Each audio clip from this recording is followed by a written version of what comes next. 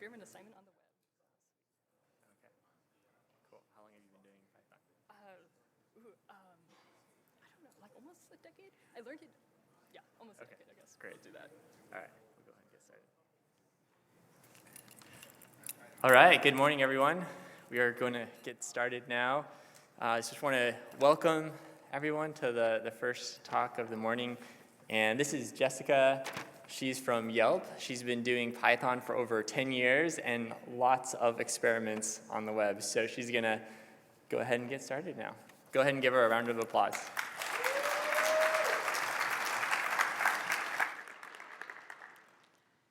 Hello, can everyone hear me? Sounds like you can.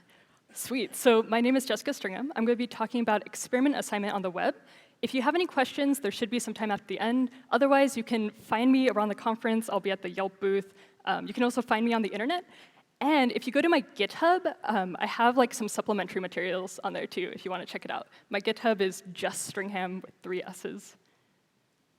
So this talk is about implementing random assignment for experiments on the web, such as A/B tests. But this is how I describe it to friends. So first, let's get a show of hands. How many of you have heard of A/B testing? Oh man, that's so many hands, amazing. Great, so this talk is going to be about how do we make a decision given a visitor to show you A or B. And you might be thinking, that seems pretty simple. Why not just use random.choice?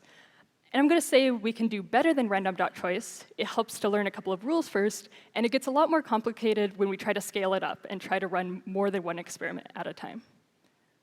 So a little bit about me. I work at Yelp. Yelp's mission is to connect people with great local businesses. To do this, we run lots of experiments. So for a few years, I helped run experiments. And then more recently, I worked on an experiment assignment library. And in doing this, I worked with a really cool team. I learned a lot from people at Yelp who were running experiments.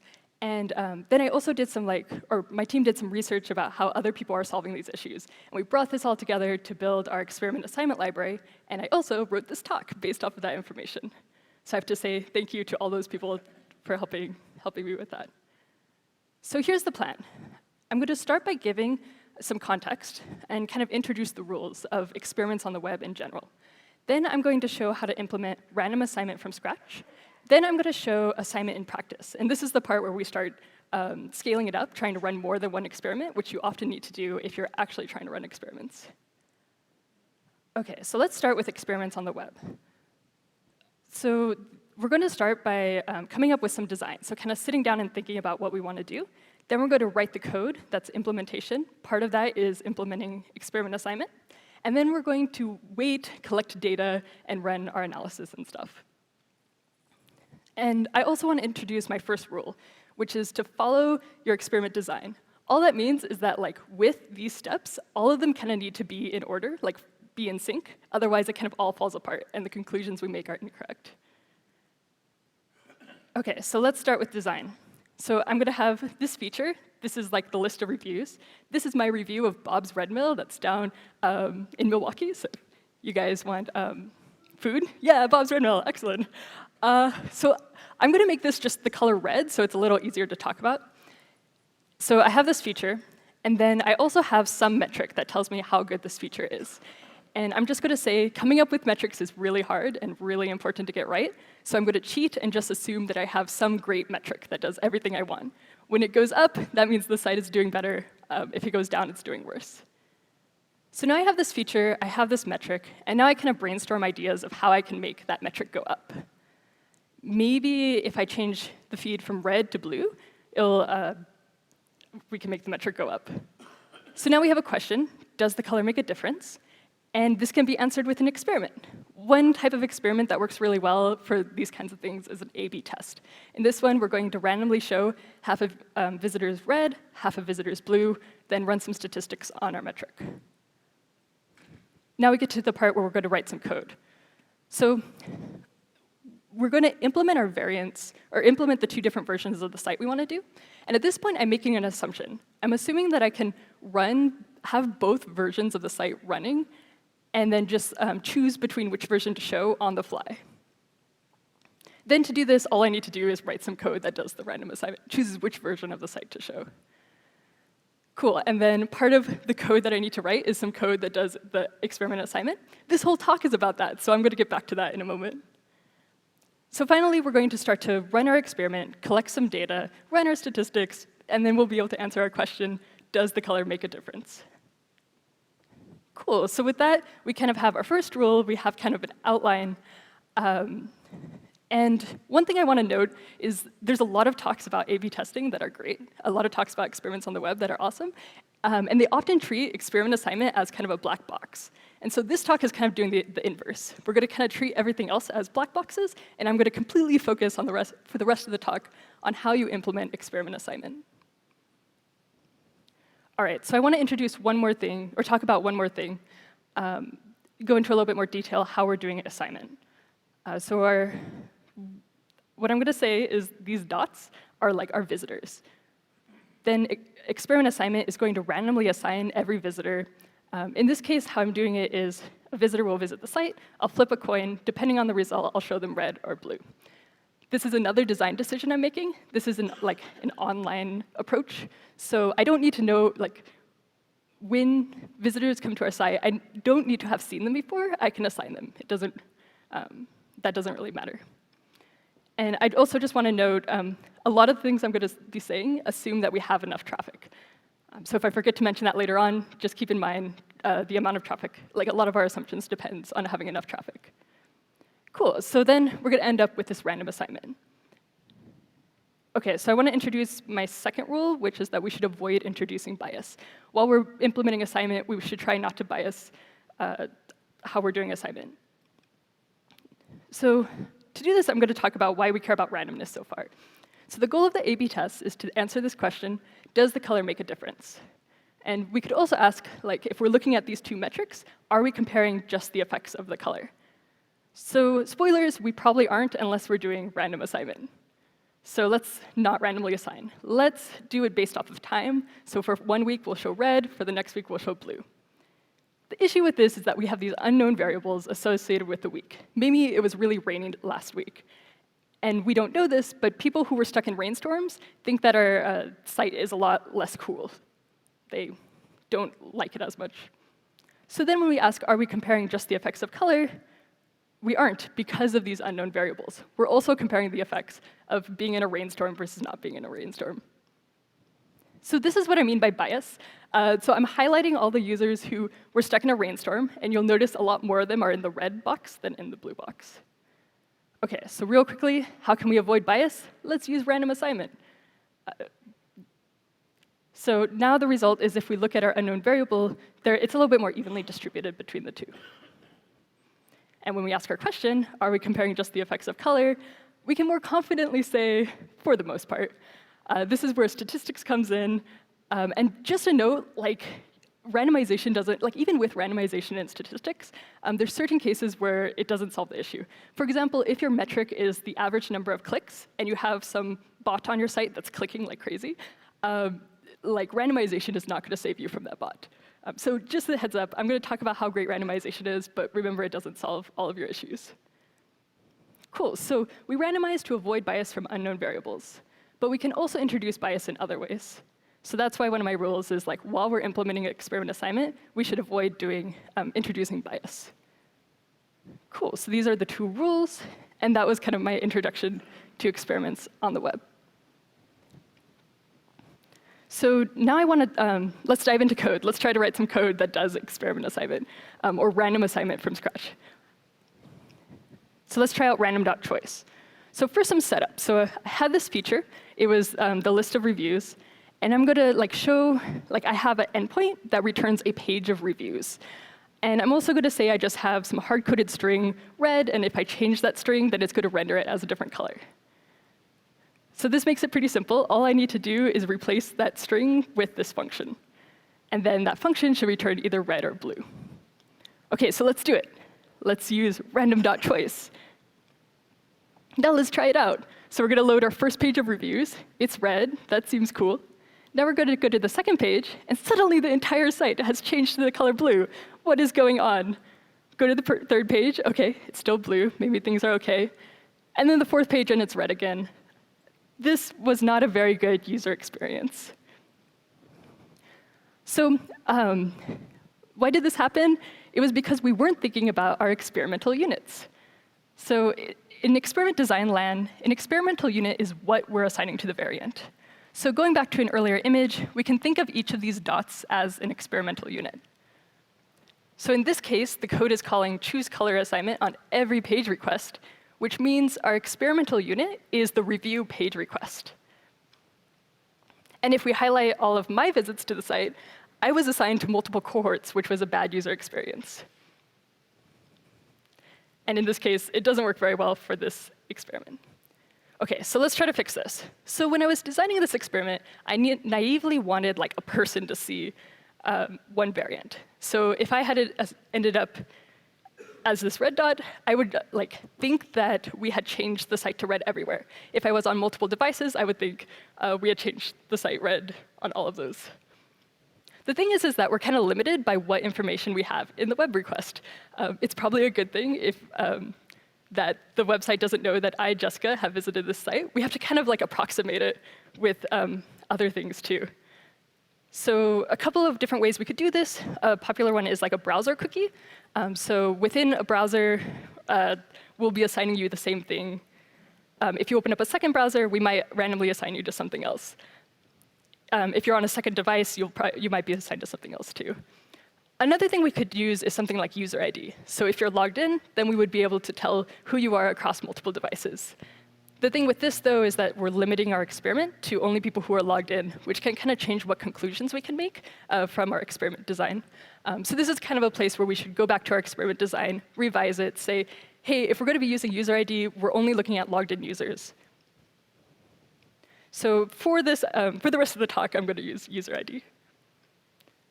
OK, so this one's kind of a fun example when we look at the rules. In this case, we avoided introducing bias. We randomly assigned perfectly fine. The issue was that we weren't following our experiment design, specifically because the experiment design was kind of vague. It didn't tell us what our experimental unit should be. OK, so let's write some code that actually works. At this point, I'm going to show a particular implementation. This is how we would do it deterministically. So if we drop this function anywhere, it's going to assign the same thing. So I'll take my function. I need to pass in my experimental unit. Then I introduce a second requirement. If I pass in the same user ID, it should return the same thing. And then different user IDs should still be assigned independently, statistically random way. OK, so here's the code that I'm going to use.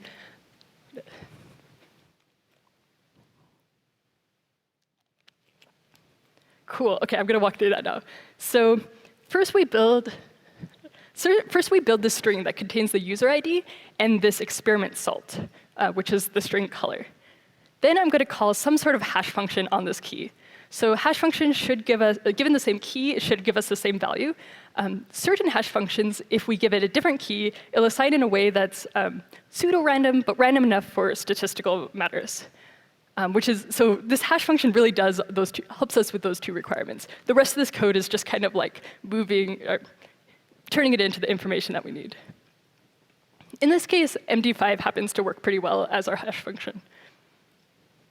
Then we have two different colors, so we're going to modulo it by 2, and then we're going to use that to index out of this list of colors. And we can try it out. If we use the same user ID, we get the same values. Different user IDs give us different values.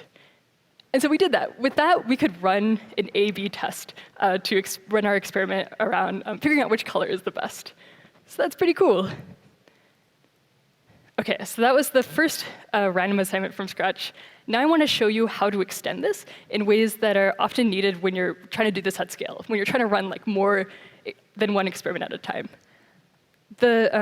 So two things. One, we should keep in mind, or because we're following as long as we're following those rules that I laid out, we're able to do a lot more complicated things. And then another one, I'm going to just kind of introduce all the building blocks and not really go into details about how you can put them together. But I hope that it kind of inspires you to look into this more. OK, so first I want to talk about that experiment salt. So here is my choose color assignment implementation. And that was my experiment salt. And you'll notice it was kind of hard-coded for this assignment. So if I had a second experiment that I wanted to run on the same users, I would update that salt. I would use something different. And so the deal is, the hash function made it so that different user IDs would be independently assigned. By using a salt, we can make it so the same user ID is independently assigned across different experiments. In a way, that, you could also think of it as like, we're making our assignment for the color experiment, then we're shuffling everyone before we're making our second assignment for the size experiment. And one more. So here's the color experiment. If I'm highlighting everyone who was assigned the same thing in the other experiment, they're pretty evenly distributed between the two. Cool, so this is the tool that we can use to help avoid bias. We can start to run more than one experiment on the same set of users. I just want to say you should be careful with this, especially in the case of when you're running more than one experiment on the same users, you can run into issues with experiment interactions. This can cause you to make the wrong decision when you actually do your analysis. OK, so now I want to talk about assignment groups. And what I mean by that is before we had 2 colors, and so we moduloed it by 2. What we do instead is that we choose a much larger number. Like, we use 10,000, but you could also use something like 20. And what this gives us is that it takes all of our users, and it randomly assigns them to different groups. And just want to note, it's users, remember, because our code is using user ID. That's our experimental unit. So now we can do a lot of things with this. So one thing we could do, we could run the experiment we were just running before. Now we're taking our 20 slots. We're assigning 10 to red, 10 to blue. But we could do even more. So we could do an 80-20 split, which could be used for like experiment rollout. Like maybe you only want to show 20% of your users a feature first. And what's cool about this is because people stay assigned to the same because people stay assigned to the same group, then but when you move from this to this, we won't be giving people a new feature and then taking that new feature away. There's another way to view the same thing, though. We could also say that this 60% of users here are never going to be experimented on. They're only going to receive like the winning assignment from the group that's actually being experimented on. So we can start to build these more complicated systems. We can set users aside and experiment on the rest. We could also split into more than 2 groups. So we could split into like 4, test out 4 different colors.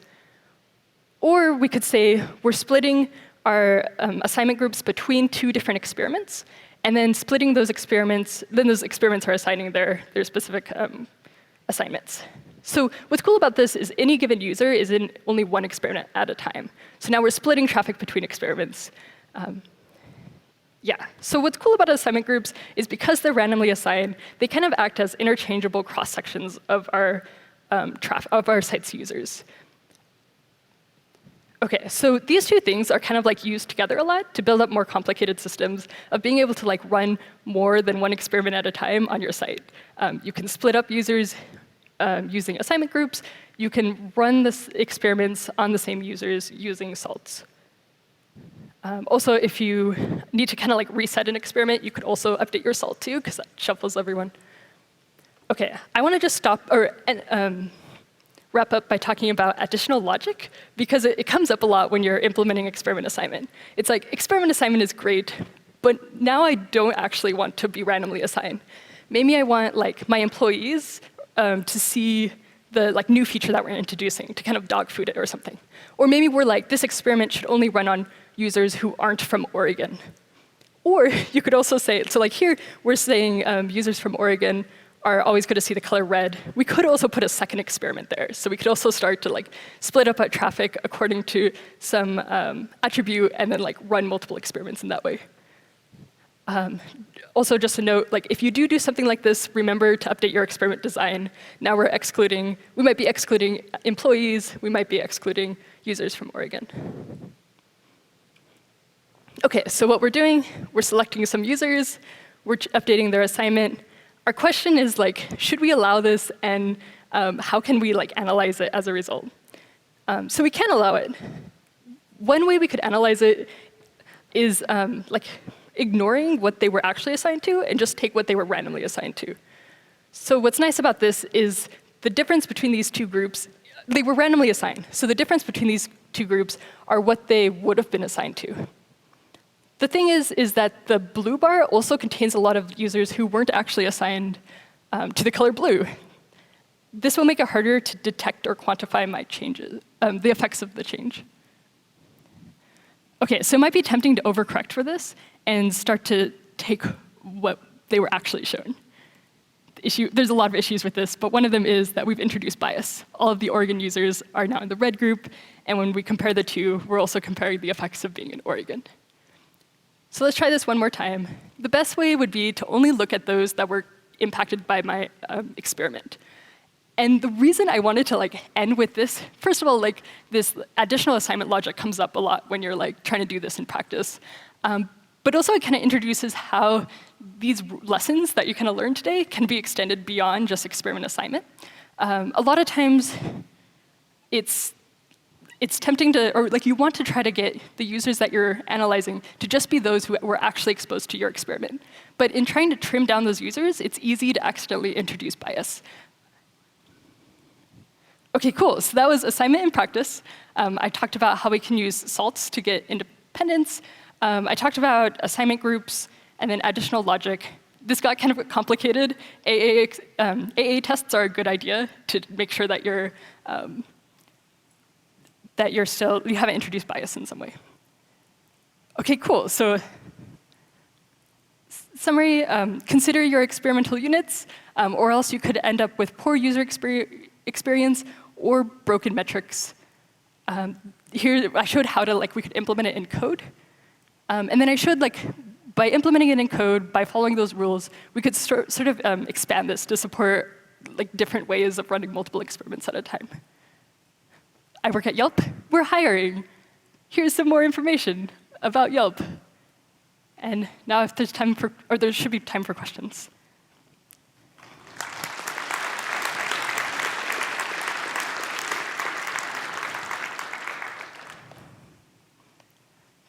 Cool. And I think, OK, cool. Do you want, so people should come up to the,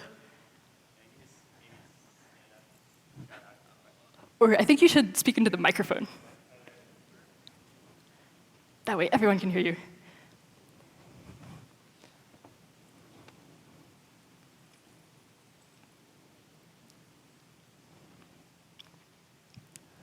So I had a question about the hash function. So you said the MD5 was appropriate.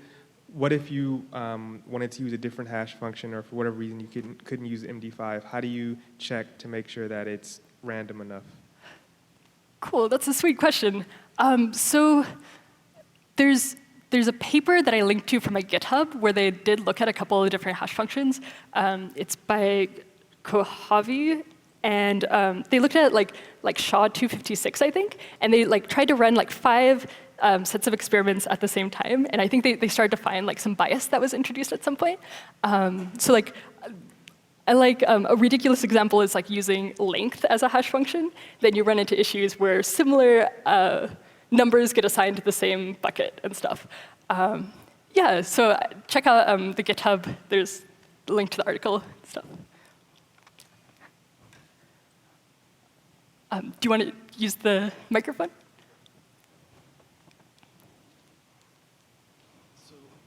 So what if the behavior that you're trying to provide variants of is actually rare?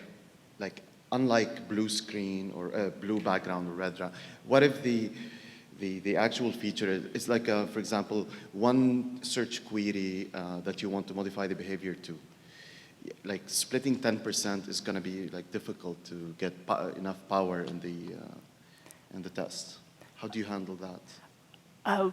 Could you say that one more time? Yeah. So basically, if you're trying to create an A/B test for a feature that is really rarely used by users, and you want to be able to conclude quickly enough, without having an experiment that ends with no effect was detected.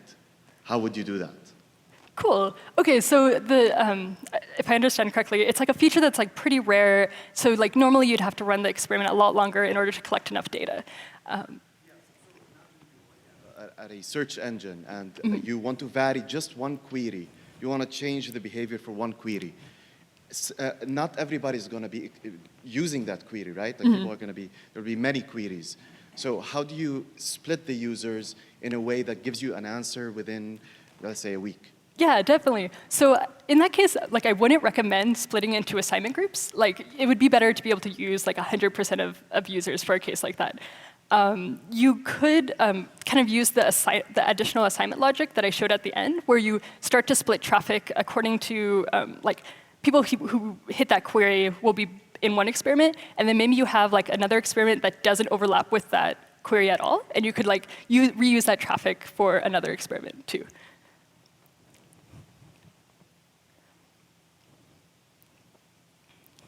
Oh. So do you have any general advice on how to handle like non-logged in users? Like any go-tos? Yeah, okay. Let's see. So anonymous users are kind of tough to do. With user IDs, you get this like really handy identifier. So you can use cookies. Let's see. So I don't think I have very much specific advice besides like you could use cookies and then just like adapt for it in your experiment design.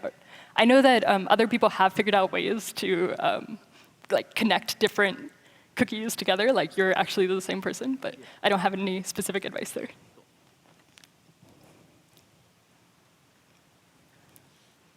How did you gather the data? Let's see, so the question was, how did we gather the data? Yes, that was one of the black boxes that I completely ignored. Yeah, so the data could be collected, you kind of have like the event data of like people actually clicking on things on the site, and then you also have like assignment data, which is like how we assigned you. We need both of those bits of data in order to create those graphs that I showed. The assignment data, what's cool about using a deterministic function is that you don't necessarily need to store that information. You can compute it like on the when you're doing the analysis too. So that's kind of another benefit of using a deterministic function. What kind of statistical method do you use to compare the results? Oh man, that was another black box. I'm not going to talk about that. I highly recommend checking out other talks that go into a lot more details, people who know a lot more specifics about that. And how do you generally measure whether people like red or blue more? What's the metric you use? Yeah, let's see. I just kind of like, my metric there was just like awesomeness, how awesome the feature was, which was just kind of a made-up metric. Yeah, but how do you get that data? How do I what? How do you get that data? So you could collect data on like what people are clicking on, or like how many pages people view. Like, there's a lot of different ways you can compute that. How do you maintain consistency, user experience consistency across platforms? So someone accessing the same thing through their mobile device versus on the web, if you're trying to run an experiment on that? Yeah, so I think this kind of goes back to that earlier question about like logged out users too. Like if you're logged in, you could use user ID, and then people will be logged in across multiple devices. Otherwise, you might need to be a little bit more creative.